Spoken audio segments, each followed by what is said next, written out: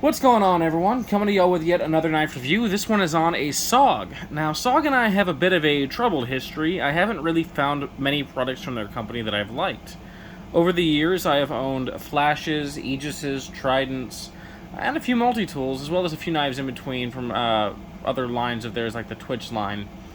And if I'm going to be completely honest, I've liked their Powerlock multi-tool, and I haven't liked anything else that I've owned from them that I can recall. I hated their old model flash, aegis, and tridents. I found them to be flimsy. They always had blade play, including up and down blade play, otherwise known as lock rock. I never found their AUS-8 to be particularly impressive, especially when compared against companies like Cold Steel, whose AUS-8 I found performed much better. And their prices were always just incredibly high for the level of quality and materials that we were getting, at least in my opinion. On the Twitch models that I had the same issue every single time. The blade would begin to become very stiff in its deployment, and it eventually would not leap out of the handle anymore, no matter how much I fiddled with the pivot screw or how much I cleaned the pivot point.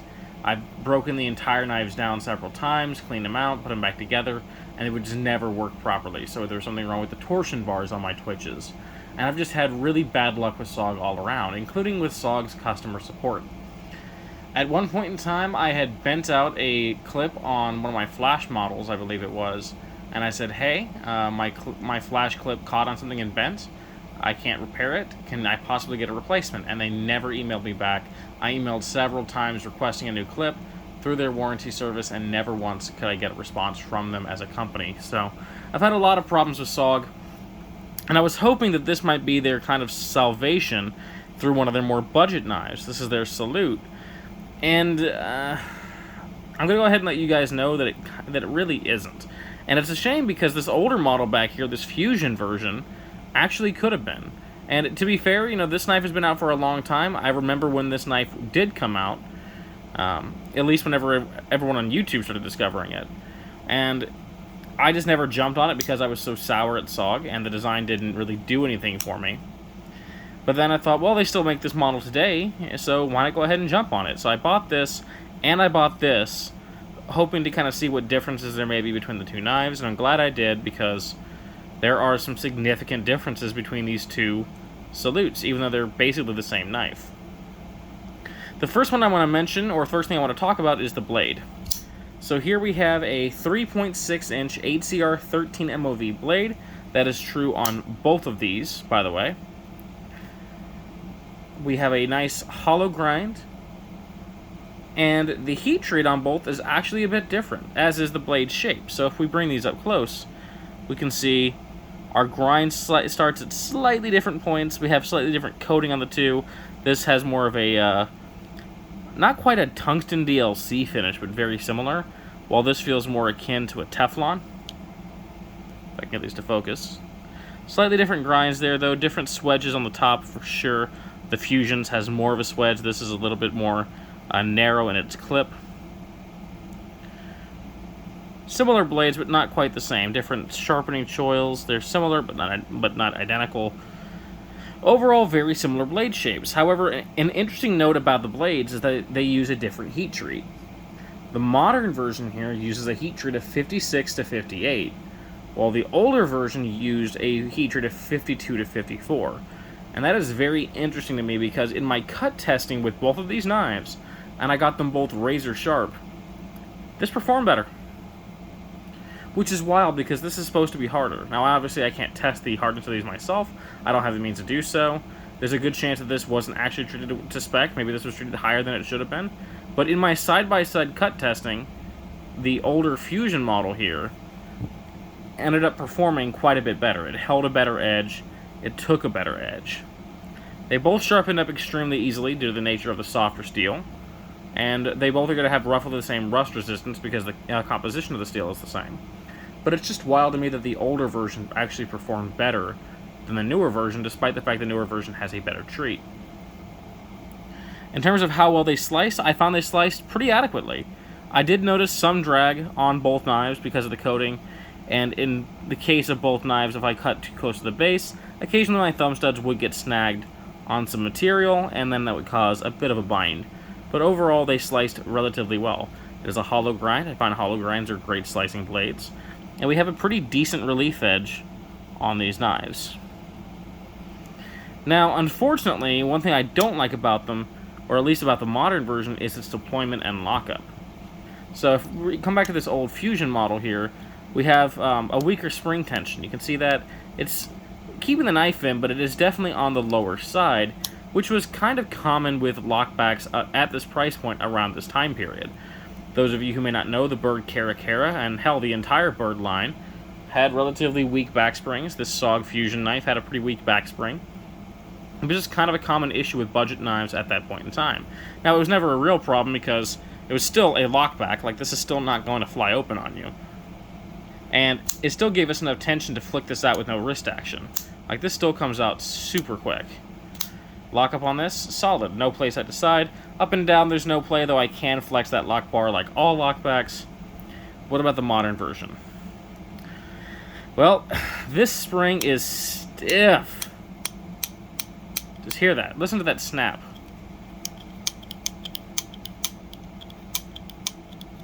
And you can see how far that blade will go and still snap back in, by the way. Compare that to this older model. Hear that sound difference? And you may say, well, that better retention's a good thing, right? Obviously, that means this has better tolerances. Well, we have to overcome that backspring to deploy the knife, and when we consider that very stiff lock bar in conjunction with these extraordinarily sharp thumb studs, which, by the way, are much sharper than they were on this old Fusion model. Get the side by side here, you can see the difference in their design. This is flatter, this is a lot less sharp and has less of an incline moving forward. This is a more natural thumb stud pattern. This is actually fine to deploy. These, on the other hand, are freaking sharp. And even with my callous thumbs, this is actually kind of painful to deploy. Like, it really does dig in there. You can see the indent that it left on my thumb there. It really does dig in. It requires a lot of force to push open. And this isn't an issue that adjusting the pivot point is going to help with. It isn't that it's too tight side to side. It's just the strength of that backspring is so incredible, and those thumb studs are so incredibly sharp that it's just uncomfortable to bring out of the handle. Which, again, is in stark contrast to the Fusion model, which flies out relatively nice. They both have adjustable thumb studs, but the thumb studs are, again, different in their overall design. If we put these side by side, you can see there are noticeable differences between the two. And then you can see on the other side the flat head that we can use to adjust the studs to wherever we want to put them. So yeah, the modern version actually hurts to bring out. It does lock up solid, again, no play in any direction, though I can flex that lock bar like I can with every lockback if I really rock on it. So it locks up tight, but it's just not a joy to bring out. And as a result, it's also not always a fast deployment. I don't misdeploy on my Fusion very often. Like, this thing is just consistent, it comes out super quick, super reliably, without any problem. With this, yes, I can get it out very quickly, but if my thumb slips a little bit, you can see that it doesn't always want to come out immediately or as authoritatively, and I often had to put a little bit of wrist action behind it in order to really get that blade to come out nice and quick. So I don't love the deployment of this knife, at least not the modern version. This older version is fine. This modern version, not digging it. Now, I don't actually know if it's on Teflon washers or phosphor bronze washers. Actually, give me just 1 second, and I'll see if I can't figure that out, because we do have a little flashlight nearby. Maybe we can get a good look into that pivot point. Do this off camera because it's causing a lot of glare. It looks like Teflon on this newer model, and let's check this older model as well. Okay, so we have Teflon washers on both. Obviously not going to be a cage ball bearing system, not with this setup, not with this locking mechanism, really. I don't think I've ever seen a ball bearing lockback, but phosphor bronze would have been nice. It's not, but it's still reasonably smooth, so not a huge deal. The problem with Teflon is they will wear out more frequently over time. They will need replaced more often. Moving in to the handle, they look like the same handle, but they aren't. Aside from the difference in the striation patterns on the handles themselves, which, and I'm not in love with that kind of idea. It kind of makes the knife look a little more cheap to me. But we can see we do have a more vertical pattern here, While here we have more horizontals to match the top. And we flip this over yet again, we see the same trend on the other side. But there's one more trend that you may notice on both of these knives, or at least on this version when compared to this version. Can you tell what brand makes this? SOG, SOG, SOG, SOG. The entire knife is used like a frickin' billboard. While when we look at the old Fusion model, we had Fusion by SOG on the blade, and then that was it. That told us everything we had to know. That was the knife. That was the branding. Here it's like a damn billboard. Just advertising to the world what kind of knife you're carrying, and I think it looks really cheap. I think it looks really tacky, and draws away overall from the knife. And I'll get to that pocket clip later when talking about it, because there's another issue with that damn logo there. However, otherwise they are both the same G10. It's that medium to low grip G10. It provides a decent bit of traction, definitely serviceable. Handle length on these is 4.6 inches, and they are not ergonomic in hand. Neither version of these two knives are. And the reason is very simple for that. We have these stupid steel bars, or steel liners that are running proud of these G10 scales. And so whenever we're bearing down on this knife, they dig directly in to the fingers. And it doesn't matter if it's the older one or the newer one. They both do this, and it is uncomfortable on both knives. Especially when you're really getting a good workman grip on there, because now your pinky and possibly your ring finger, if you wear larger size gloves, are just biting into that, and they're biting right back into you. So no, these are not comfortable knives. These genuinely are not great for hard use simply because of that factor. They don't feel great. If you are in gloves, maybe. But we can get much more ergonomic knives at this price point, and hell, at lower price points. I don't know why they went with this proud liner design. Maybe they thought it looked cool. To me, again, it just looks cheap, but it does hinder the ergonomics of the knife, which is a huge issue because, I mean, what the hell good is a knife if we can't comfortably use it? I definitely take big issue with that. However, the modern version has one more issue with ergonomics that the older one does not. And it's because of that stupid freaking pocket clip. Whenever we bring this one in, it's that typical SOG bayonet clip that many of us have known for years.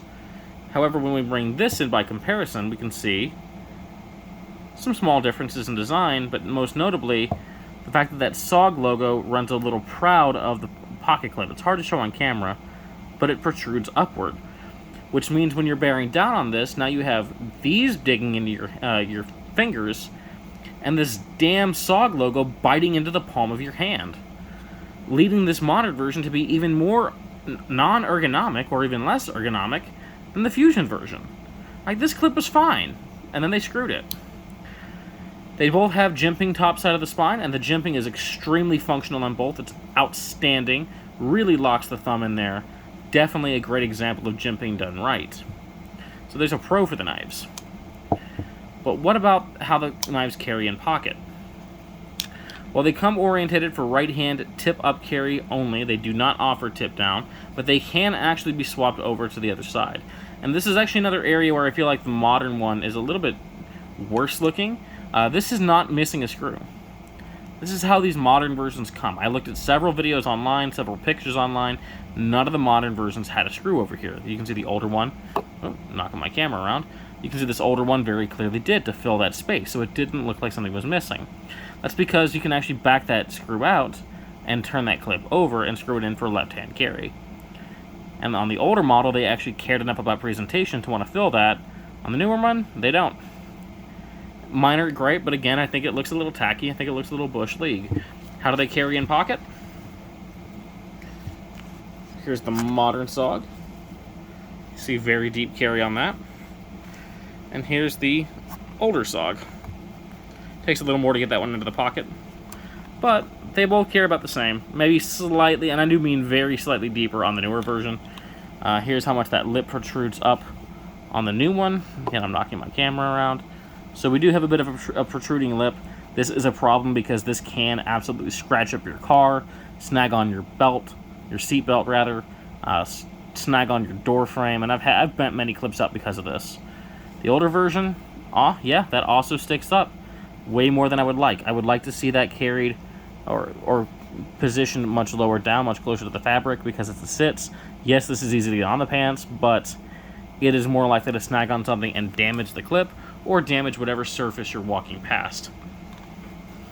I do, however, like that both clips have been blackened. So that does give them a little bit more of a discreet look in pocket, except for, again, the fact that this one's telling the entire world what the hell you have on you. Not really a huge problem, but again, I just think it looks really cheap. Weight on both these knives is 4.2 ounces, which is reasonable for the size of knife that you are getting. I honestly don't mind the weight on either of these knives. What I don't love, however, is the price point. So, on average, you can find these knives for about 42 bucks. Low end I found for them in new condition was $35 a piece. Now, if you buy them used, you can sometimes get them for anywhere as low as like $15, maybe even $10 if you're lucky. I got this Fusion here for 10 bucks. I got this modern one for 15 bucks used. And, you know, that's obviously a much better price point, but we can't rely on getting things used when we're talking about reviewing the product. We have to look at the cost of, or what it costs new. And I don't know, $35 is just too much for what you're getting out of these knives, in my opinion. You can get so many knives out there these days that are higher quality, use a better steel, which I don't mind HCR13, by the way, but if I'm being objective, you can get better steels these days at that price point. Much more ergonomic in hand. They don't freaking hurt you to open them up. To summarize it, at $10, I'm okay with this one. At $15, I want my money back on this one. That is how dissatisfied I am with it. In case I didn't mention, yes, they are lockbacks. The lockback itself is gemmed for a very comfortable access to it. There you go. But at $15, I kind of want my money back on this. I'm not very satisfied with it. So, how about I show you some knives you can get instead at this price point, or around it, that I think are far better knives for your hard-earned money. Let's see here. How about we start with one I love to show off, because I love this knife. Even though it's discontinued, I'm always going to talk about it. This is the Schrade SCH503 Shorelock. Taiwanese built, AUS 8 steel blade in this one, aluminum handles. It uses a Shorelock design, which is basically a lockback and an axis lock had a baby. You can see I pull back on this and it disengages that lockback spring. Have a whole video on this. Fantastic knife. You can obviously see that I've carried and used the hell out of it. Got a lot of wear on it. This knife is fantastic. Locks up like a bank vault. Comes up nice and fast. Holds a better edge than the Schrade than the SOG all day long. Is extremely comfortable in hand. I mean, this is a real workman's knife. You can find these for 30 bucks or less all day long on eBay right now, despite them being discontinued. And I'm telling you, if you have a chance to snag this for 30 bucks or less, do it. You will not be disappointed with a Shorelock. They're heavy, but they are damn good knives, and it blows the SOG out of the water in every single conceivable way, in my opinion. How about a Sanrenmu? This is one I'm currently testing for review. This is the Sanrenmu Model 9202. This one's in Coyote Brown. You can see D2 steel on this one. Nice high flat ground clip point blade. G10 handles. We have this axis type lock or crossbar lock or whatever it's being called these days by most people. Beautiful gemmed thumb ramp. Nice lightweight for easy carry. The lock is extremely smooth and fun to play with. Locks up super solidly. Overall, this knife cost me 30 bucks, and I'll take it all day, every day, without question, over the SOG. How about something else? Okay, this is a gift from We All Juggle Knives. This is a Gonzo. Specifically, this is the model G729 in 440C, so also a superior steel to the SOG. G10 handles, G-lock or axis lock or crossbar lock. Great lockup on this one. Very smooth deployment. Comes out nice and fast. And is extremely ergonomic in the hand. Price point on these knives, about 25 bucks. I'll take this all day over this. All freaking day. And there's so many more I could drag in front here and show. But I think I've gotten my point across, which is that the SOG is just, it's not worth it. I mean, for about the same, the average price again on this is about 40 bucks. High end is like 48. You can get a Bird Cara 2 in G10 for around that same price point. that will be a far better knife. It'll deploy better, it'll feel more ergonomic in hand, it'll have a better HCR 13 MOV blade, it'll slice better, it'll just outperform the Salute in literally any task that you put them both into. So the question is, why would you buy a Salute? And my answer to that question is, you wouldn't. Or rather, I don't think that you should. If these knives were available all day long at 20 bucks, they would be a 6 out of 10. But as it sits, for what they cost, they're lucky to get a 4 out of 10. They simply are not worth it, in my opinion, and I recommend staying away from them. This is another big miss from SOG for me, and I'm sad to see it because I desperately want to find something from the company that I enjoy. Sadly, however, it just wasn't the Salute. So, I hope you guys enjoyed. I hope you enjoy the rest of your day, and until next time, peace and take care. I'll see you guys later.